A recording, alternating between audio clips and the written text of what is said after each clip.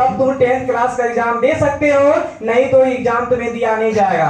आप देख लीजिए, जहाँ पे भी हमें उम्र की सीमा रखना पड़ता है। क्यों?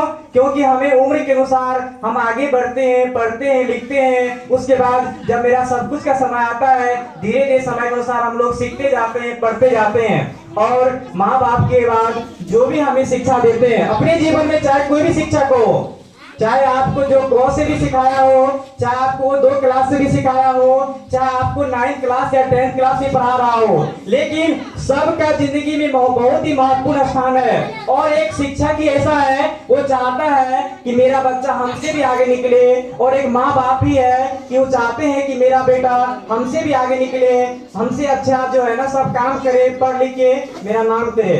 ठीक है। और ये भी कहा जाता है कि बिना शिक्षक का जो है ना ज्ञान संभव ही नहीं है। इसलिए कहा जाता है, तुम क्यों भाग रहा इस परेशानी से, तुम क्यों भाग रहे इस परेशानी से। अगर भाग जाओगे तो तुम्हें सफलता कहाँ मिलेगी। अगर सफलता तुम्हें चाहिए तो इस समस्या से तुमको हमेशा डट के सामना करना होगा।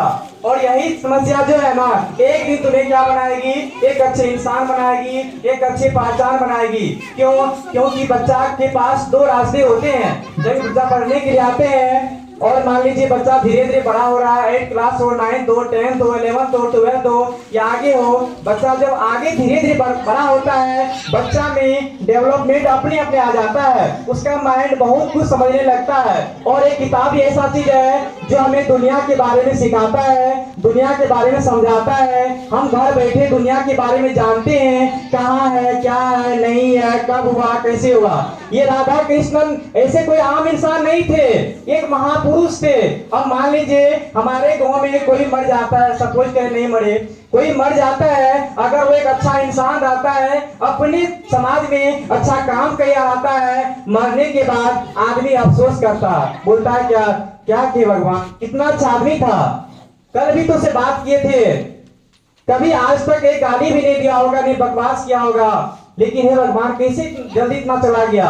उसका हम लोग नाम लेते हैं, उसको हम लोग सम्मान करते हैं, अफसोस करते हैं, 2-4 दिन अच्छा नहीं लगता है। कभी कोई मिलता है तो पूछते हैं, बोलते हैं फलना जो था मर गया क्या, बोला हाँ मर गया, क्या बताए मेरी समस्या था। अगर उसी की जगह पे कोई एक ऐसा आदमी जो समाज को परेशान करता हो, जो हर एक कदम पे लड़ाई झगड़ा हर एक आदमी से कर लेता हो, उसको क्या करते हैं हम लोग, जब मरता है तो सोचते हैं चलो भाई भले मर गया, मरा तो कम से कम कल्याण तो हुआ, हम लोग मन में ये सोचते हैं। इसीलिए हम लोग का उद्देश्य होना चाहिए, जब भी हम लोग पढ़ते हैं तो ऐसा रास्ते पे जाए जिस रास्ते पे कठिनाई जाता है। मान लीजिए अभी धूप का समय है, अभी हमें फॉरेस्ट का जाना है और पैदल जाना है, और जहाँ पे हमें वृक्ष मिलेगी वहां पे सोचेंगे कि चलो भाई रुक जाते हैं। अगर हमें धूप ही मिलेगी तो क्या सोचेंगे, नहीं रुकना नहीं है, डायरेक्ट हम फॉरेस्ट के नहीं रुकेंगे।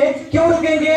क्योंकि धूप का सामना करते हुए हम आगे बढ़ रहे हैं, इसीलिए हम मंजिल जल्दी पहुंच गए हैं। इतना आसानी से मंजिल मिलने वाला होता नहीं है।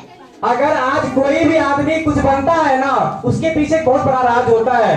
लेकिन गांव समाज में ऐसे अंदरूनी कोई बात है, अगर कोई आदमी अच्छा करता है, अच्छा आगे बढ़ रहा है, चाहे हमारे पड़ोस में हो, चाहे हमारे गांव में हो, दूसरे आदमी का जो जलन टाइप का होता है, उसका उद्देश्य यही होता है किसी भी तरह से उसका पैर पीछे किया जाए, किसी भी तरह से वो गिर जाए। लेकिन मेरे कहने और मेरे सोचने से कुछ नहीं होने वाला है। ऊपर वाले बहुत ही बड़े हैं, वो हमेशा देखते रहते हैं क्या ये सही है या क्या गलत है। इसलिए हम लोगों का उद्देश्य होना चाहिए, हम लोग के पास जो भी कुछ है भगवान हमारे लिए ही बना के भेजे हैं।